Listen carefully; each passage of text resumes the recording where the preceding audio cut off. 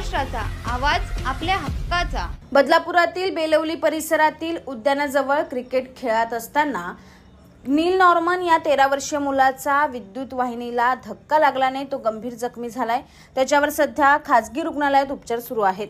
नानासाहेब धर्माधिकारी उद्यानाजवळ असलेल्या शेडच्या ठिकाणी नील हा क्रिकेट खेळत असताना तो पत्र्याच्या शेजारी अडकलेला बॉल आणायला गेला असता त्याला विजेचा जोरदार धक्का लागला। यात नील हा 50% भाजलाय।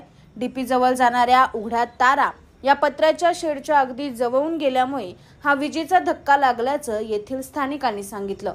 मात्र महावितरण आणि नगरपालिकेच्या गलथान कारभारामुळे ही दुर्घटना घडली असल्याचं नागरिकांचा आरोप आहे। नीलच्या घरची परिस्थिती बेताची असून उपचाराची भरपाई द्यावी अशी मागणी त्याच्या पालकांकडून होत आहे। तुमच्या परिसरातील काही घडामोडी किंवा समस्या असतील तर आमच्या वृत्तवाहिनीला संपर्क करा आणि तसेच सतत अपडेट राहण्यासाठी आमच्या वृत्तवाहिनीला सबस्क्राइब करा आणि बेल आयकॉन दाबायला विसरू नका।